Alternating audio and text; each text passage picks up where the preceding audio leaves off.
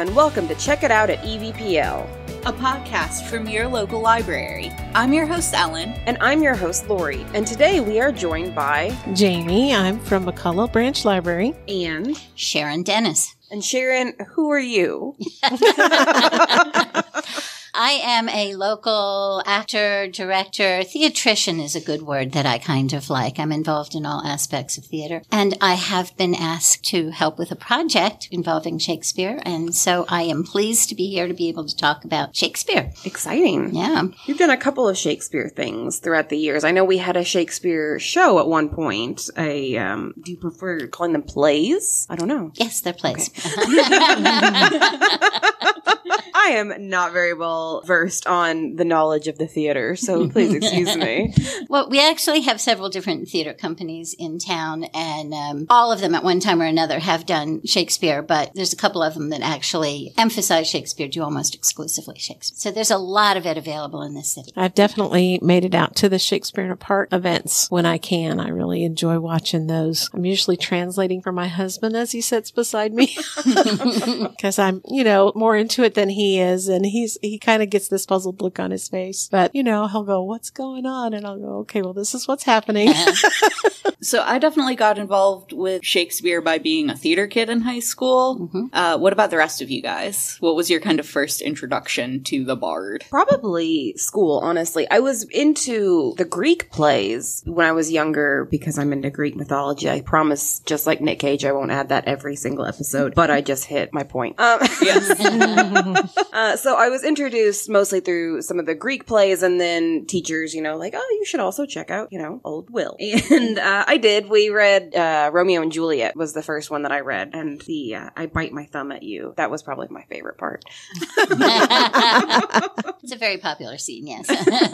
I think one of the ones I dabbled with it. I was always a reader, but like most people, I struggled with the language. Mm-hmm. And I saw Much Ado About Nothing, the one with Denzel Washington and Kenneth Branagh. Mm-hmm. And it was such a good presentation of that movie. And it really kind of clicked. I think I should have realized this before, but it really clicked that, what we read is a script. Mm-hmm. And seeing it performed is what gets people. And so seeing that performance, even when the language muddied me a little bit, I could see what was going on. And they did an outstanding job of that particular play. I thought that cast. And so after that, it really intrigued me a little bit more. And I've done a little more reading and diving. I've read Macbeth probably 3 or 4 times. Even before that time, I had read it, and still kind of struggled through the language, but enough that I was getting a grasp of the plot. Now I'm much more comfortable with that kind of language, but there are times when I'm like, okay, based on context, biting the thumb is an insult, right?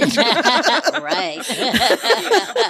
Yeah, I think seeing it performed really helps, especially because you have so much slapstick that's written in that you don't get when you're just reading words on a page. Yeah. And so kind of seeing the facial expressions and the movements, that's what really helps you understand it. Yeah, I feel Shakespeare really gives zingers quite a lot. Oh, a lot, yes. I'd like to follow up on that. When you said that your introduction to Shakespeare was in school and literature classes, and that's great, and it should be there. But reading the text, especially if you're struggling with the language, is not the same as experiencing Shakespeare. True. No, the first time I saw Midsummer Dream was here in Evansville. One of the schools, one of the universities was putting on a play of it. And that, because we had read it in class as well before, so watching it being played out was a lot different because my brain suddenly made the connection of Puck is just a manic pixie dream boy. On page. That's a good way to put it. He's not coming across that way on page. Mm-hmm. So yeah, I think the scene, it definitely makes a big difference. Well, there's so much physical comedy and physical violence that goes on in Shakespeare. And if your mind is saying this word means this and this word means that, then you're not grasping the intensity of what's happening. Yes, exactly. I taught theater for 18 years or so in Texas. I was a full-time theater teacher there. And I used to tell my students that, Shakespeare is all about sex and violence. And you think think that it's boring. It's not. You just have to watch with a different part of your perception open to it, and then it becomes a whole different experience. Yeah, we read one of the books that we had for school had the original text on one page and then a modern translation on the opposite page. Right. And that was really helpful, especially at that age, to figure out what they were actually saying. Right. No Fear Shakespeare books I think are very popular, and that's probably the most popular one, and it's pretty good for a translation, and it's handy to have it one page and opposite what the lines actually say, because you can look it up while you're going, and you don't have to chase down a dictionary or a vocabulary sheet somewhere. I actually learned the phrase iambic pentameter from watching a moonlighting episode that did an adaptation of The Taming of the Shrew. I remember that episode. I think that literally, and I'm kind of embarrassed to say this, but I think that was literally my introduction to that play, even though they completely changed the ending, which, by the way, I kind of liked their ending as opposed to the original ending, only because, modern times and all that. But in the ending, of course, of the original play, Kate has come to her senses, and she's now a devoted and completely submissive wife. And in the ending of Taming of the Shrew, done by Moonlighting, that old TV series, they didn't end it like that, He was the one who said, hey, if my wife speaks up and says that I said the sun is the moon, and then she says, no, it's not, then I'm going to look again and go, oh, wait, you're right, it's not. And I liked that they made that shift, although Shakespeare would have probably been appalled. Well, I'm not sure. There's some disagreement on that. And quite possibly, you're right, he intended it that way because of the day and time that he wrote it. Right. But most directors and theatricians today interpret it more like she bought into his game, and the two of them are working together to play the public. That interesting. This is really a bonding of the two of them, really making them more equal because they're playing the game together rather than he's just browbeating her. So more of a shared problem to overcome together rather than a battle of wills against each other. Well, I don't think a problem. I think it's their joke on the world at that point. I mean, I think they're having a good time with it. But yes, the concept is right. It's just they don't see it as a problem. They see it as a way to have fun together. Yeah, I do know at the end of that one, she does have a speech, right? Where she's like, oh, well, my husband controls me, but also because of that, I control him. Oh. And so there is I need to reread that conclusion. There's room for interpretation there. It could be taken a lot of different ways, but yeah. Considering how often Shakespeare was tongue-in-cheek, I could definitely see that as a real possibility for that ending. Well, there's a lot of Shakespeare coming up in the not too distant future in Evansville. USI is going to be doing Twelfth Night this spring. Oh, are they? And the Evansville Shakespeare Players just announced that they're doing Much Ado for the summer Shakespeare show at Willard this year. So exciting. So we've talked a little bit about modern interpretations of Shakespeare. What's everybody's favorite modern interpretation? Now I have to admit, I really like Patrick Stewart as an actor. He's wonderful. And I've seen him both play Macbeth, which I really, really like his version of Macbeth. Not just his role, although definitely his role, but the whole movie I thought was really, really well done. And I liked the way they did the three weird sisters. Mm-hmm. And, because of course in the original play, they were cast as just three witches. And of course there's still witches in this one. It's moved forward to like a 1950s Romania kind of struggle type scenario. But even though they kind of are still the witches, they're cloaked in other clothing like they're nurses, but they're doing harm rather than good and things of that nature. And I also liked him in King of Texas, which was an adaptation of King Lear, and he played the role of King Lear, of course. But I like him in most roles. I think trained as a Shakespearean actor. Yes, he was a Shakespearean actor long before he did Star Trek. Star Trek. And I feel like that comes across when he plays in Star Trek too, but I really enjoy the roles. But he's not the only Shakespearean actor I enjoy. But if I see him in a role in a Shakespearean movie, I'm going to go see it. It's interesting. I just heard an interview on NPR within the last week or two with Patrick Stewart, and they were asking him, wasn't it strange for you as a Shakespearean actor to be asked to do Star Trek? And he said, I thought it was only going to be for a few episodes. Yeah. Changed his life. And ours. All right, I'm a Trekkie, I confess. So. Yeah. My favorite adaptation is definitely the 2006 movie She's the Man with Amanda Bynes. Good choice. Yeah. So has everyone here seen that one? I actually haven't. I have not. Okay, so it is based on Twelfth Night, and Laurie, you'll have to help me if I get any of the details wrong. Oh, it's been a while, but I will do my best.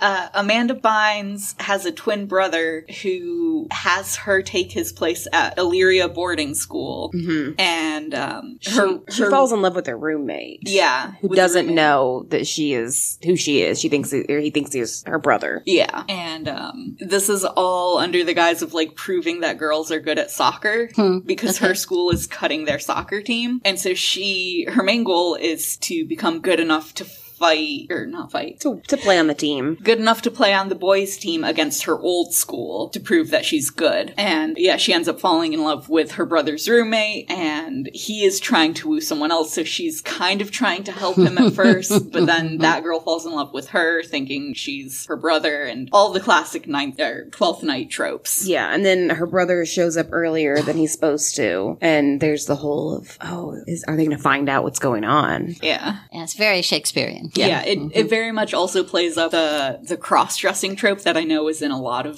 his plays. Yes, Yeah, it was that scene at the carnival where she has to constantly go back and forth between being herself and being her brother.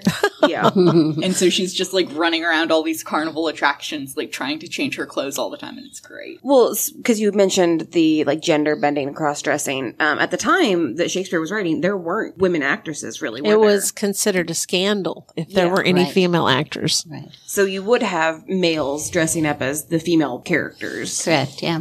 I would say that my favorite modern interpretation is probably Sons of Anarchy, which is just Hamlet. And I mean, if you've read or watched Hamlet and then watch all of Sons, like, it's so blatant. Yeah, everybody dies. That's basically how everybody dies. Well, that's Shakespeare's bottom line. Yeah. Spoilers for a TV show that ended years ago. I mean, if you haven't seen it by now. Once you hear it's based on Shakespeare, too. Yeah. Which it was interesting because Kurt Sutter, the man that wrote all of that, Sons of Anarchy, he very much so started with the idea that, this is going to be Hamlet in a modern story. But then towards the end of it, it got so heavy-handed that he was kind of tired of it. And he was like, can we figure out how to move away from Shakespeare a little bit?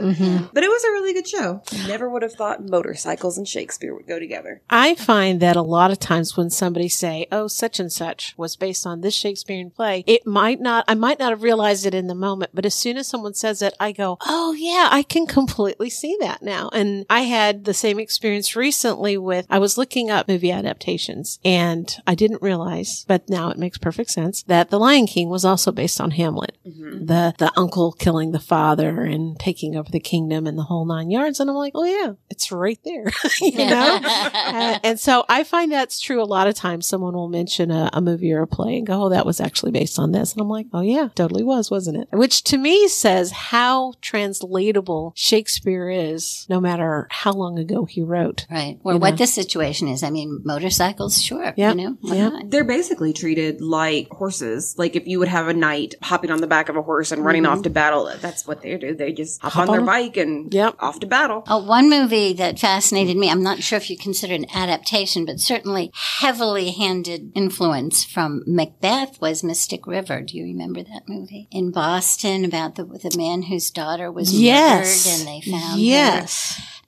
Very, very, his wife was very Lady Macbeth. And, wow. So go back and watch it now with that in mind. I would have to because it's been a while. Watched it once, but I did not see that connection. I almost never watch a movie more than once, and I probably watched that one 5 times. So it high praise. Spoke to me. Yes, it definitely spoke to me. All right, this isn't an adaptation, but this is something that came to mind in a movie I saw recently, and maybe you can help me with this. I watched Cyrano.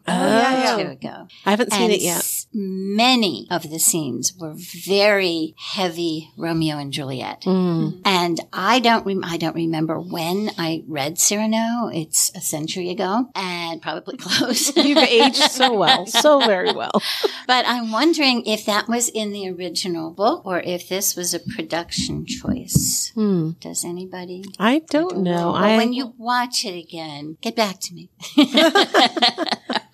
The play itself was written in 1897. So that's considerably after Shakespeare's time. Yeah. All of this talk of modern interpretation, and nobody has mentioned Romeo and Juliet. No,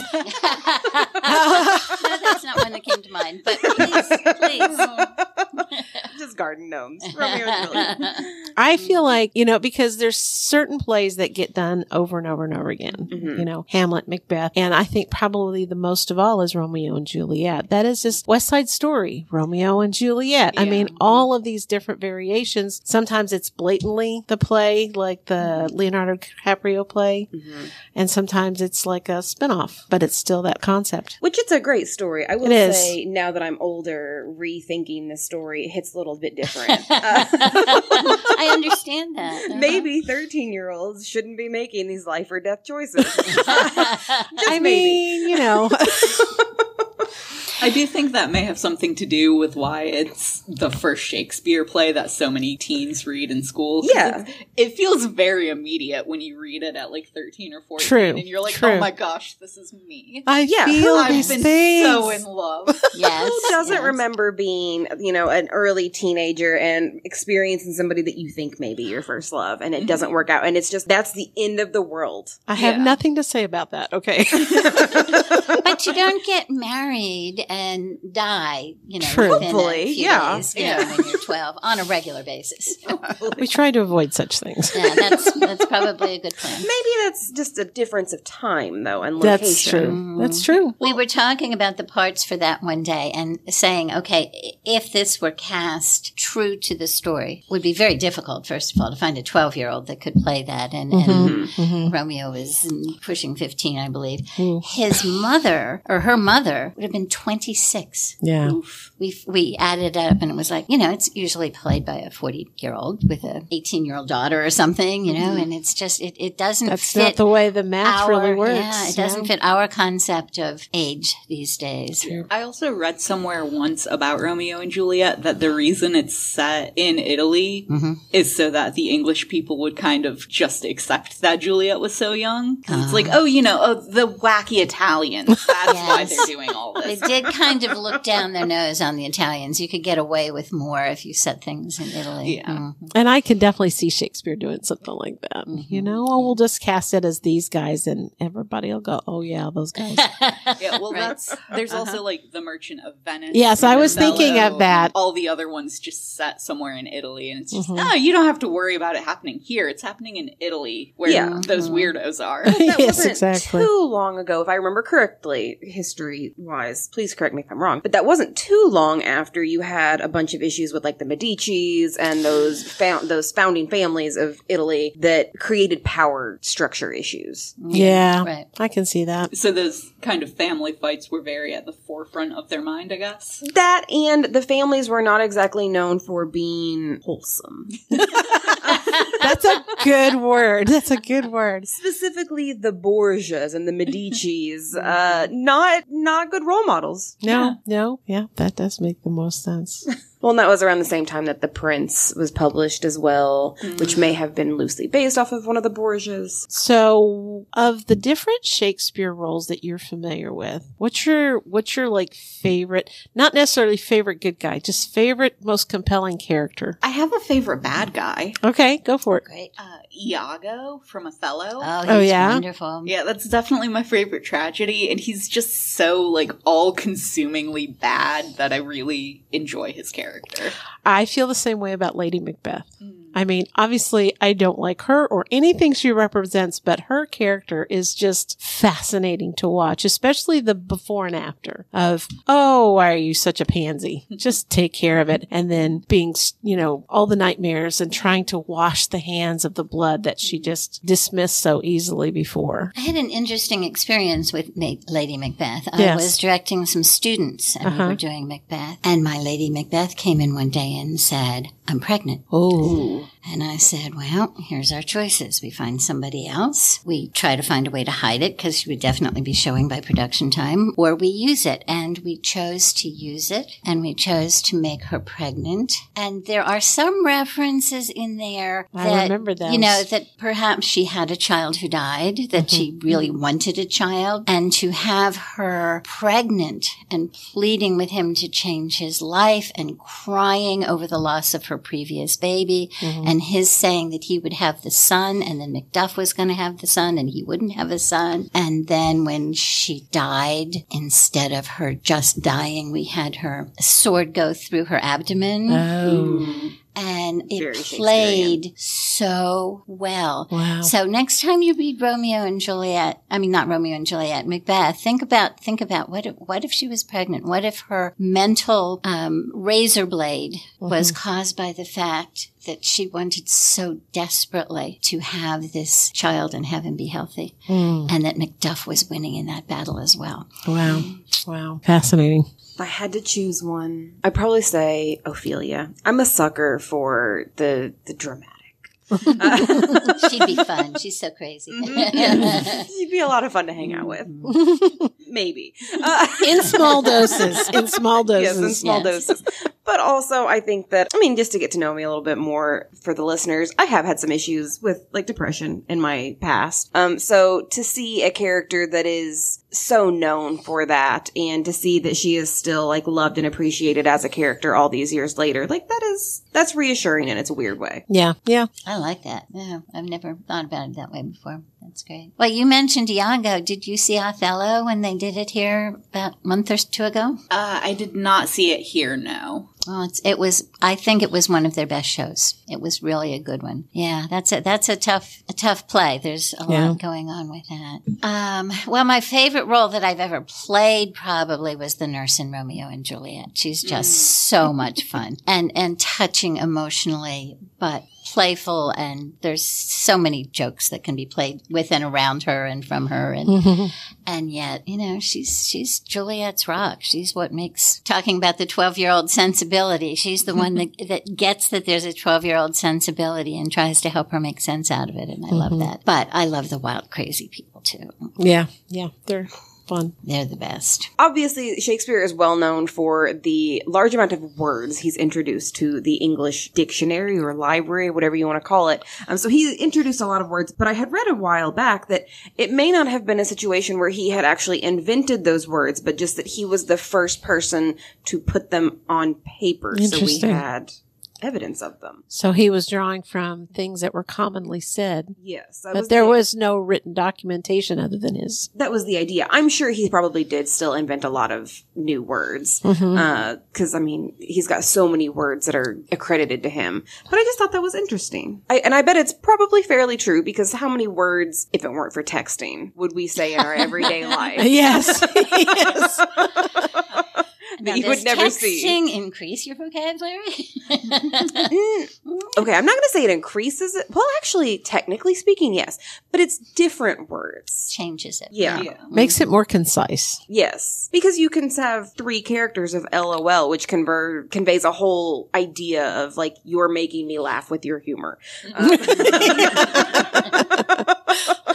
So speaking of words and phrases that Shakespeare used, I do have a list here of phrases that are considered invented by him. If you guys want to take stab at guessing which play they come from. Okay, I'll try. Okay, so the first You're going to have an unfair advantage, Sharon. I don't know that I am. I'm thinking, this looks like something I should know, and maybe I won't. Okay, some of them I think are pretty easy, and some of them are a little bit harder. So I think there's some good variety in here. Okay. The first one, Wild Goose Chase. Oh, I just read that too. I was reading a list like this. Chasing. Nope, I don't have it. Romeo and Juliet, and it specifically comes from Act 2, Scene 4. Nay, if our wits run the wild goose chase, I am done. Okay. Oh. All right. I was taking it more literally. Chasing your wits is something completely different. Yeah, and that's Mercutio says that. Okay. Number 2, The Green-Eyed Monster. Ooh, is that from Much Ado About Nothing? No. Oh, come on. It's one of the tragedies. Okay. I cheated and Googled it. What did you see on your Google? It is Iago that says that. My favorite villain. All right. Okay. All right. Oh, beware, my lord of jealousy. It is the green-eyed monster Of with course it's which Iago. doth mock the meat it feeds on. It would make sense that it was in that play. Sounds super metal, actually. Yeah, and it's Super metal. I love that. it's from him like trying to goad Othello into being jealous. Actually, he's being like, "Oh, watch out!" And it's like, "But actually, Yes. let's keep this going." I think that would be a good idea, though. Just a heavy metal band that just soliloquies from Shakespeare's plays. I would listen. I would love that. I think that would be great. It's a free idea for any listeners. All right, all metal musicians. It's all Greek to me. Want to say Julius Caesar? Yes. Really thought I would be better at this. Julius Caesar. Really glad I got one. Act 1, Scene 2. Nay, and I tell you that I'll ne'er look you in the face again. But those that understood him smiled at one another and shook their heads. But for mine own part, it was all Greek to me. The game is afoot. No way. That came from Shakespeare. Yes, this is another one from a history. Wow. Okay. One of the Richards. No, Oh, okay. From a history. Anthony and Cleopatra. no. Just throwing names out there at this point. Which one? But that's interesting. Is that considered a history or is that I think that's considered a tragedy. But it's sort of, I mean, it's It absolutely definitely overlaps. historic. Yeah. A little bit. Yeah. It's an Yeah. interesting question. So what is Which means we're dodging. Yeah. We give up. The game is afoot comes from Henry V. Act 3, Scene 1. The game is afoot, follow your spirit, and upon this charge, cry God for Harry, England, and St. George. So when you said Richards, you were close. You should have gone with the Yes. Henrys. I just associate it with Sherlock Holmes and BBC. Exactly. Yeah, which- Exactly. Which also, that does make sense because Sherlock is seen as like this very intelligent, calculating man. So of course he would be someone who read some Shakespeare. Yeah. Yes, of course. All of them, no doubt. Whether he could remember what he read. Okay, this one I think you all can get. Something wicked this way comes. That's Macbeth. Yes. Yeah. Yes. That's the witches. Yes. Yep. Right. Which they are also very compelling characters for me. Yes, I have besides- played them too. They're fun. I would totally You know who play else- those. I'm sorry, this is off the subject. You know who else I played one time was the grave digger. For That was in Macbeth when he holds up the skull. The last the last dear Yorick. York. I knew oh, him you mean Hamlet? in Hamlet? Yeah, I'm sorry, I meant Hamlet. Yeah. So all this talk about Shakespeare, though, and like the historical ones especially, nobody's mentioned David Tennant yet either. Oh. Wait, did David Tennant play some Shakespeare? Yes. Yeah. I am not aware of this. He did Hamlet. Yes. And he also did I'm Much gonna Ado have to About hunt that Nothing up. with Catherine Tate. Okay, I will So have you to have watch that Doctor those. Who crossover there. I really like, I already mentioned Patrick Stewart, and I really, really, really like Kenneth Branagh. He's definitely been a hook because he played, of course, in that Much Ado About Nothing movie, and he's got a real love of Shakespeare, although he plays other roles as well. And so, but I did not know David Tennant had played a role. I will definitely look for those. Yes, he's actually, it looks like a Shakespearean actor from the beginning. Yeah. Because he was in Romeo and Juliet, in As You Like It, in Comedy of Errors. Like, Wow. It looks like he's been in quite a few of them. I'm really surprised that I didn't know that because I really like him as an actor. And I will, definitely find movies that are associated with a favorite actor like Patrick Stewart. So I'm going to have to do a deep dive. I don't like him in Jessica Jones because I like him too much to like him as that guy. He's terrifying. He's such a good bad guy. I know. I'm not saying he's not a good actor. I just hate seeing him like that because I like him so much. Okay, so David Tennant was in a stage production of Much Ado About Nothing, which is one of my favorite comedies. Right. Partially because of him in this version. What role did he play in that one? Benedict. Oh, Yes, I he plays the definitely main need to one. watch that. And then Catherine Tate, who played Donna Noble in Doctor Who, plays the main girl whose name I can't remember. Hero? No, Hero is like the... it's a B. Beatrice. Beatrice. Yes. Yeah. So it's them two playing this like romantic I contentious must relationship. watch that. And it's one of the productions, they have a spinning stage that they do everything on, and there are like a lot of great gags with them just dealing with that. And it's so good. All right. I'm going to look and see if we have it downstairs before I leave today.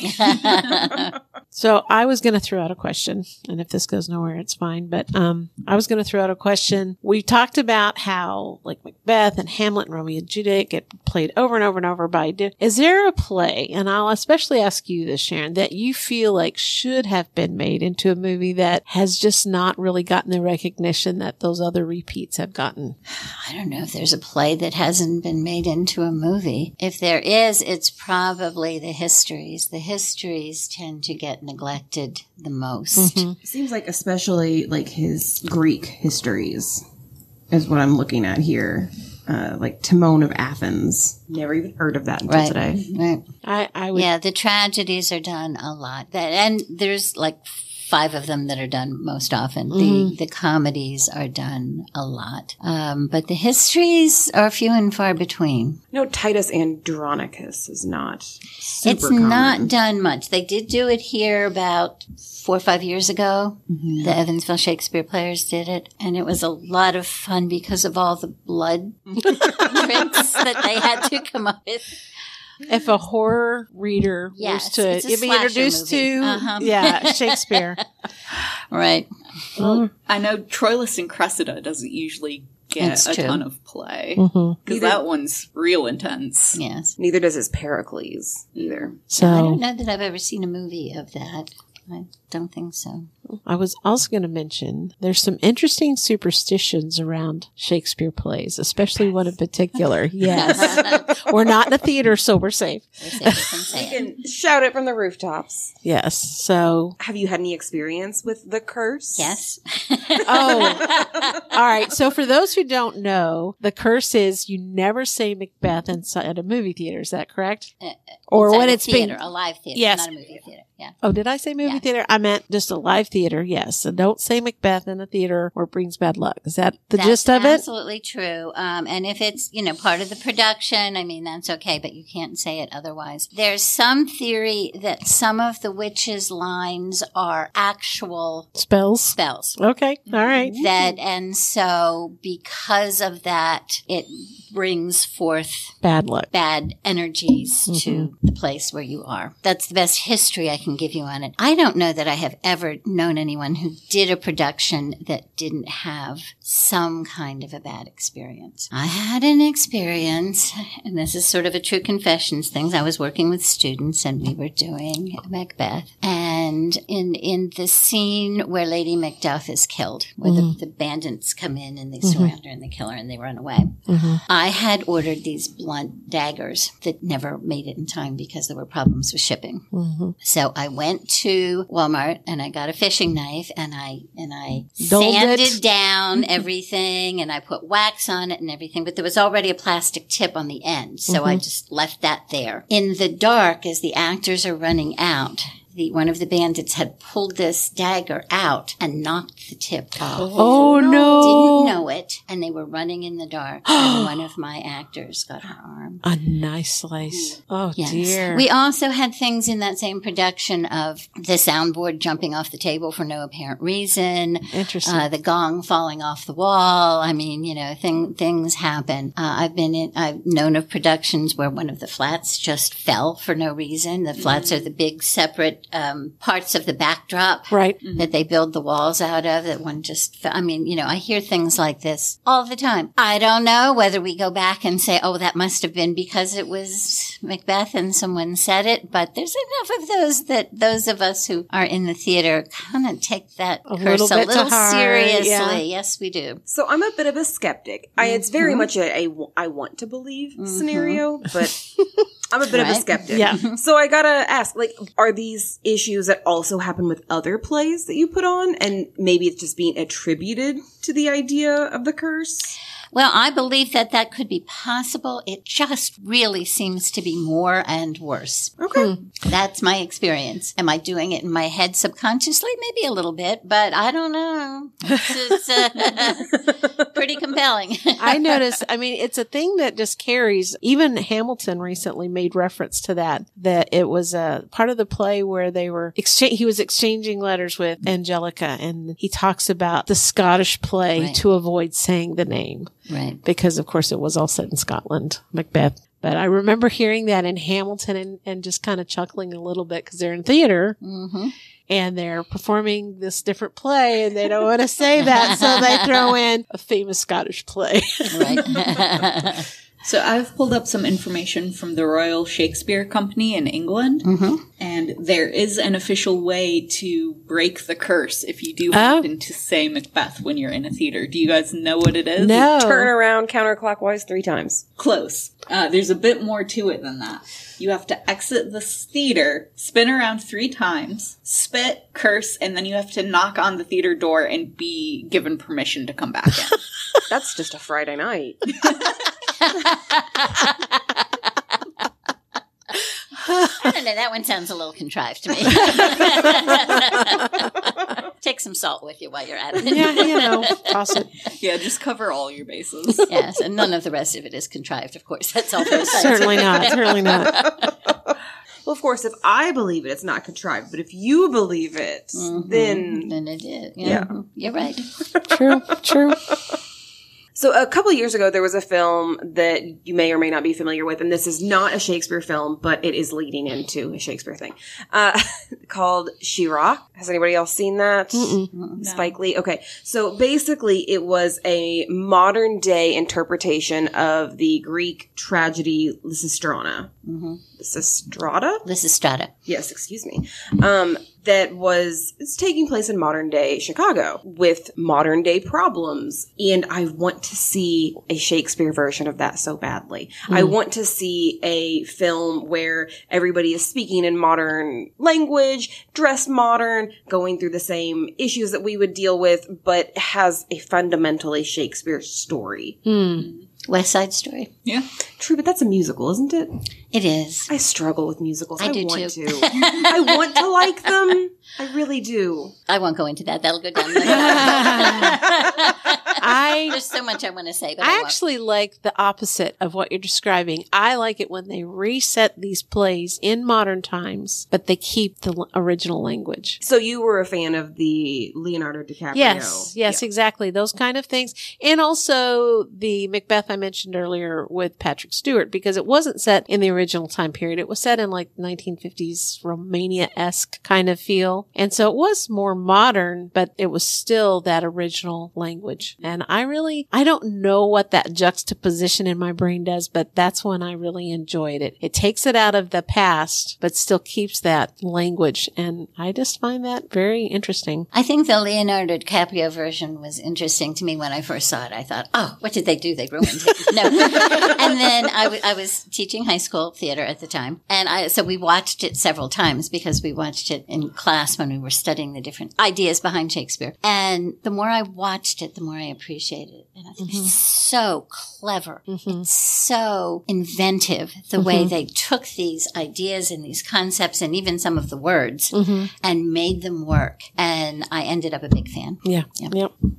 I remember seeing that version for the first time when I was a teenager and being so impressed that the guns they use in all their fights all say sword. A little bit of a stretch, but it worked and it was clever. Yes. So we've covered a lot of stuff about Shakespeare's works, but I do have some fun facts here about Shakespeare as a man. If you guys are interested in that. Go for it. Okay. Did you guys know, we're starting at the end here, Shakespeare only left one thing to his wife in his will. The second best. I heard of that, and I was like, what was that about? I've never really heard or found out if there is any more to it. Yeah, I couldn't find anything else either, just that's what was in the will. I could be remembering incorrectly because it has been quite a while since high school. But I do seem to remember one of our teachers telling us that Shakespeare didn't actually live with his wife, that they had gotten married and they lived in 2 different cities and didn't particularly get along. Well, I haven't heard it said that they didn't get along, but they didn't live together for a very long time. So I think it's probably it makes you wonder. It makes you wonder. When he left, of course, he was born in Berwick-upon-Tweed, and you probably learned that in school. And then he went with his troop of people and he went to London, and that's where he did all of his body of work. And he retired and went back to Berwick upon Tweed just a few years before he died. But he lived with his wife when he went back. So it kind of seems fitting that, well, she was still his wife, but she was kind of second best. It just sort of seems to fit. And she was much older than him. Also, his wife's name is Anne Hathaway. Mm-hmm. Yes. So is she a vampire, or are we just going to go with different Anne Hathaways? I've seen that argument made a number of times. But yeah, I've never seen anything that definitively proves that our Anne Hathaway today is the same one. We've never seen them in the same room at the same time. That would be difficult. Mm-hmm. Yes. Shakespeare only had one son. His name was Hamnet. Yes. He had 3 kids, though, and Hamnet died. Okay. And I don't know, that might have had something to do with their problems. Mm-hmm. Although I really think they were more self-indulgent in wanting to write and act and live that life. But, that puts a strain on him. He was pretty young when he died, but he was a twin. Oh. Really? No, I didn't know that. And then there was another daughter. There was Susanna and Judith, I believe. Judith, okay. Because also it says here that when he met his wife, Anne Hathaway the vampire, he was... He was 18 and she was 26, and she was 3 months pregnant with his child when they got married. Right. Okay. So Susanna was born 6 months after their wedding, which makes me question too, did they actually get along, or was this just kind of a shotgun wedding? Yeah. Yes. Drawn wedding. Yes. Shotgun, but only shotguns called sword. Yes. Yeah. I could definitely see that. Yeah. Yeah, it was the time period. If you got somebody pregnant, you pretty much had to marry them. Yes. So it makes sense. He got in a lot of trouble in his town, too. He wasn't known as an exemplary citizen. Yeah, that was my read of him. I have another fact that relates to his troublemaking ways, which is that he may have been threatened with jail time for tax evasion. Oh. That doesn't surprise me. Now, I heard he was threatened with jail time for poaching a deer on the king's property. Also a big no-no. Yes, but his father had a glove factory. And I heard something about taxes with him, I believe. So, the apple doesn't fall far from the tree. He probably learned it at his father's hand. Interesting. There's also, I do know one off the top of my head, that he not only cursed Macbeth, but he also cursed his grave to the point that nobody will touch it to this day. Yes, I have the I've never exact heard lines that one. here that he has written above his grave. Okay. Good friend, for Jesus' sake forbear to dig the dust enclosed here. Blessed be the man that spares these stones, and cursed be he that moves my bones. Ooh. That's a pretty good line right there. He's King Tutted himself. Yeah. He's King Tutted himself. And he's done a proper job of it, because King Tut was disturbed. He was, yes. I mean, people died, but yes. A lot of people have died since then, yeah. Well, in the actual... I'm kidding. Yeah. So, yeah. And I have one more fun fact. He is the reason starlings are in America. Yes. Okay, explain that. I don't know that Okay. one. So there was some guy who thought it would be an excellent idea to bring every bird that is mentioned in Shakespeare's play and release them in Central Park. That sounds And like... it would be kind of the sanctuary of, very literary impressiveness. I see. And, look at how great America is. We can just take things from England kind of thing, I think. Uh-huh. So in 1890, 60 sterlings were released in Central Park. And today, the U.S. is home to an estimated 200 million. Wow. And they are a giant pest, and they cause all kinds of issues. And basically no one wants them here anymore. It's one of those, it sounded like a good idea at the time kind of moments. Which, okay, so you said earlier you're a Trekkie. Yes. I'm not sure if you knew this or not, but there are 2 Shakespeare plays, Hamlet and Much Ado About Nothing, that have been translated to Klingon. I know there are definitely Klingon translations. I have not yet taken up that language study. I could give you a few phrases, The look of utter horror on Sharon's face when I said that. Oh, I'm sorry. I didn't realize that. But it probably fits. Well, Gene Roddenberry, who started the whole Star Trek, he was really big into Shakespeare, and that would definitely play into the original series. I mean, yes, the original series is dated, and they have very limited budget for effects. So there's always that. But a lot of the plots were very Shakespearean feeling. And there was at least one episode that was basically an actor who he had reinvented himself. He had been really guilty of a war crime and disappeared and reinvented himself as this Shakespearean actor that traveled around and did plays. And so that one was like very in your face Shakespeare because he was playing these roles, but the backstory behind it was also very tragic and Shakespearean. I'm trying to remember the name of the episode, but I can't. But it's definitely, for anybody who likes Shakespeare, worth a watch. But if you know that Gene Roddenberry had a very Shakespearean mindset and you watch those original episodes, you can definitely see that coming through. Did you know that Shakespeare is purported to have died on his birthday? I've heard that. I don't know anything. Well, he was born presumably on April 23rd, and they got that by his, because they didn't have birth certificates, but they got that by his baptismal record, and generally you're baptized 3 days after you're born. He returned home to Berwick-upon-Tweed, and I don't remember exactly, but maybe 3 to 5 years before he died. And the story goes that some of his pack from London came to help him celebrate his birthday, and they spent days on a long drunk, and his body couldn't take it, and he died.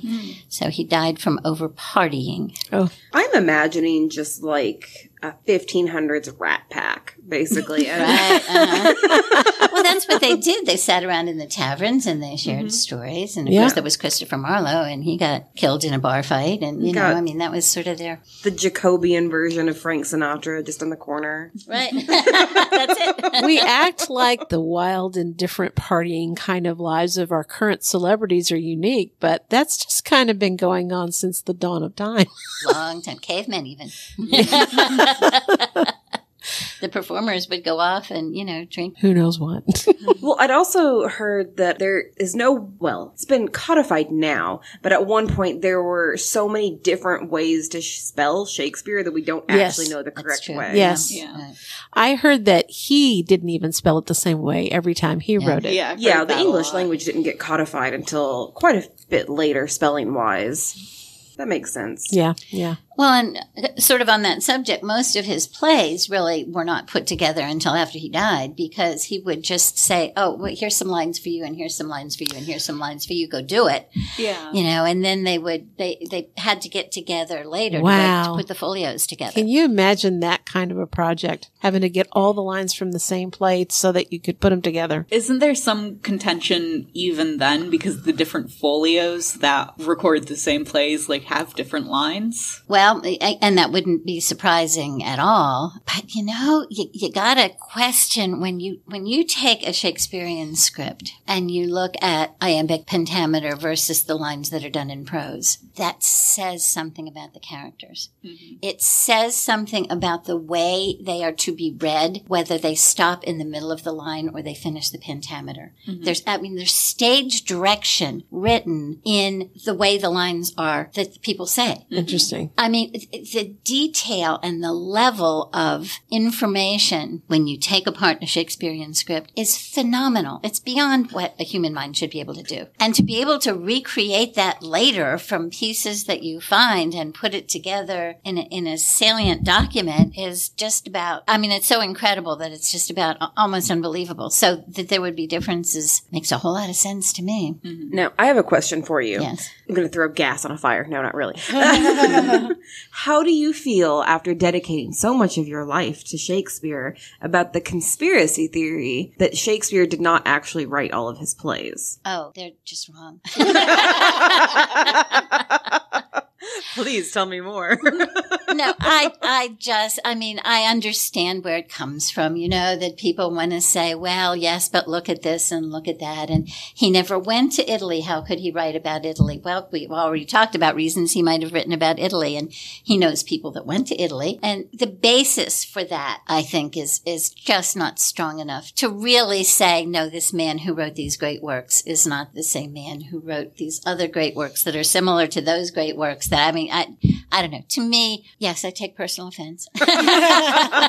I just think that, leave it alone. You're just doing that because it would be fun to do, I think. Well, one thing that I had always wondered, and I could be off base here, but I'm assuming at that time period for his socioeconomic station in life, there probably wasn't a whole lot of literacy around him, in that most people just probably couldn't really read. Right. So in order to say, oh yeah, this one person that does know how to read in this entire group of people didn't write this, just seems a little off to me. Yeah. I think that's probably pretty valid. I think, his Rat Pack, probably the literate group that hung around and used each other's plots and Greek plots and, folklore plots. And like Lord Byron and Mary Shelley. Just a group. Played with them and got together. I think, could Christopher Marlowe have written some of it because they were so close? Yeah, maybe, but he wrote his own plays. Why would he do that? That was one of the theories. I don't know. I just... Now, I'm not very familiar with Christopher Marlowe. What kind of plays does he do? Well, he was a contemporary. He wrote similar kinds of plays, but I don't really think his were as in-depth. I mean, at the levels of symbolism and understanding. But he was actually more popular than Shakespeare. Okay. Interesting. He wrote Faustus. Oh, okay. But he died pretty young. His hair looks wild on Google. I'm going to jump in here because I came up with the name of that Star Trek episode I was mentioning. Okay. That's kind of a Shakespeare play within a Shakespeare play, and it's called The Conscience of the King. And so if anybody wants to see a Shakespeare within a Star Trek episode, you should go look that up. It's the original series, not the newer versions. But can you find that in Klingon? I mean, there are people who are devoted, much more than I am, as much as I enjoy it, so I would not at all be surprised. This is probably such an out there reference. Has anybody else watched the Star Wars holiday special? Yeah. Once. There's a scene where Chewbacca's family is having a little domestic scene where they're just like cooking lunch and having a conversation in their language. I don't even know what species Chewbacca is. Wookiee. Excuse me. Thank you. Speaking in Wookiee language, and there's absolutely no subtitles for the entire scene. It's like a long scene.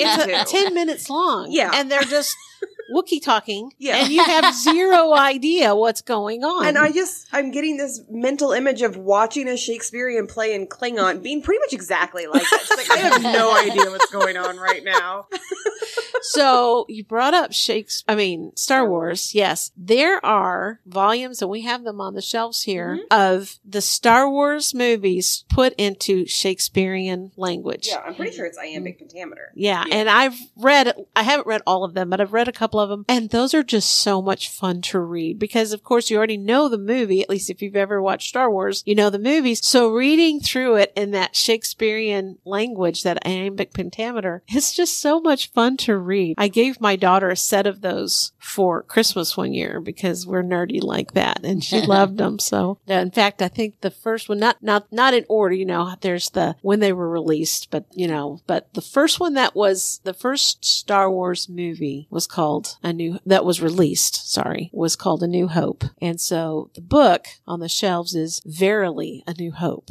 And then the entire thing is done in that. I love it so much. There's another book that we have in the system, or at least we did at one point, called Much Ado About Mean Girls, which is the Mean Girls movie in Shakespearean style.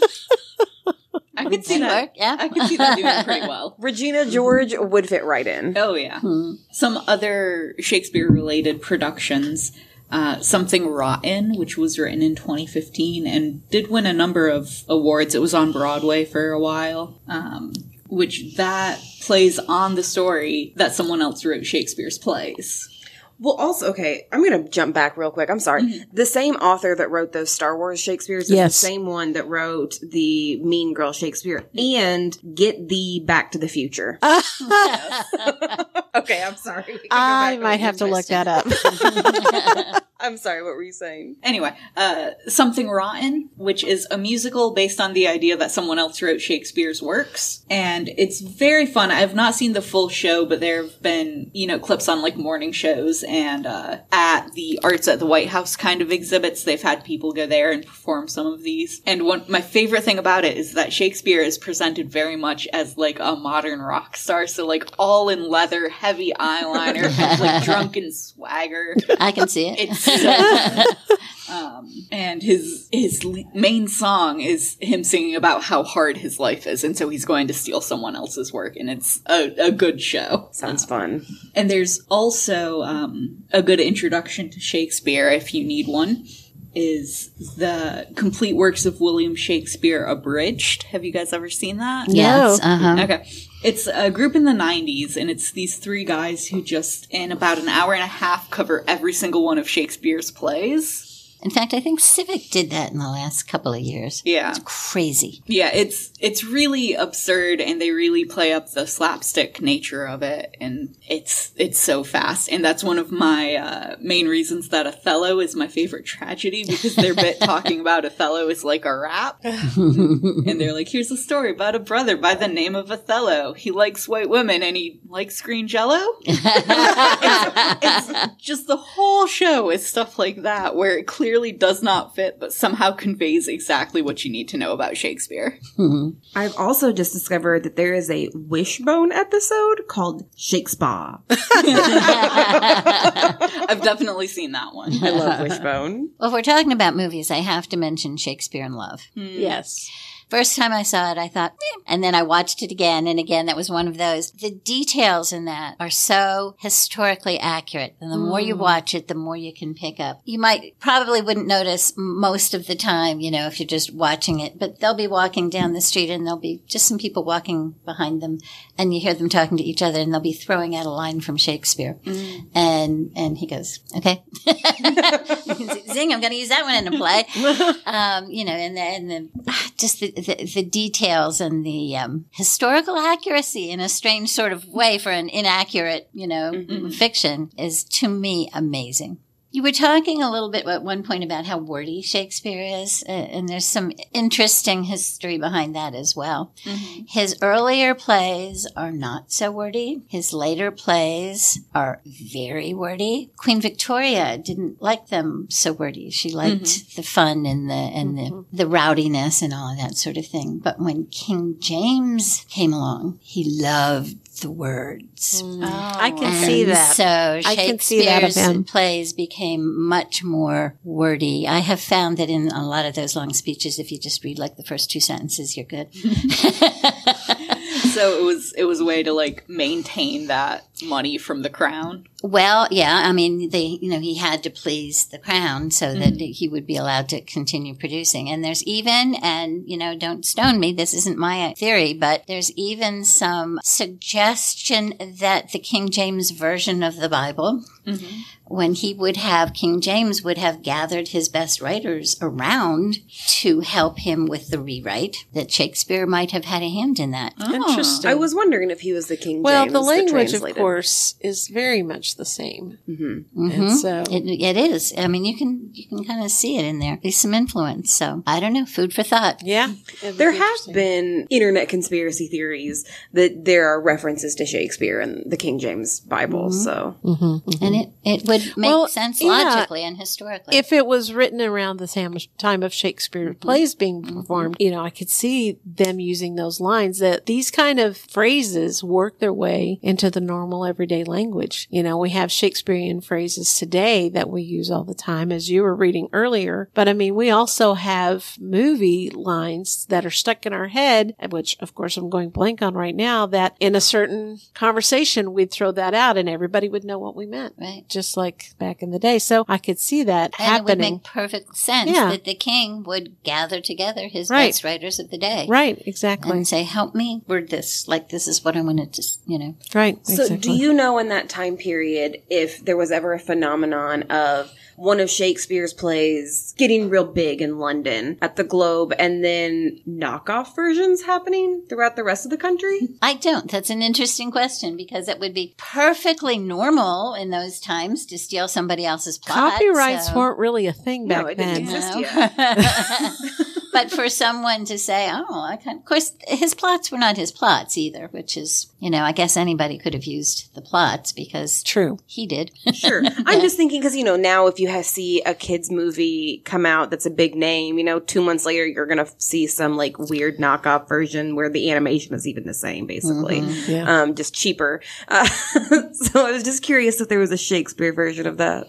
Interesting thought. Yeah. Don't know. So the only other thing I was thinking of mentioning is there was a project called the Hogarth Shakespeare Project, where current well-known authors took upon themselves to write a spin-off, if you will, of a Shakespearean play. And so the titles that were written were The Gap of Time by Jeanette Winterson, was based on The Winter's Tale. Shylock is My Name by Howard Jacobson, of course, based on The Merchant of Venice. Vinegar Girl by Anne Tyler, based on The Taming of the Shrew. Hag's Seed by Margaret Atwood, based on The Tempest. Macbeth by Joe Nesbo. And in this one, it's Macbeth, but it's set with an Inspector Macbeth, who is a cop dealing with basically this drug trade, but he's also got his own troubled history. I've heard that one is very like noir detective. Okay. style. All right. These are all ones I would read.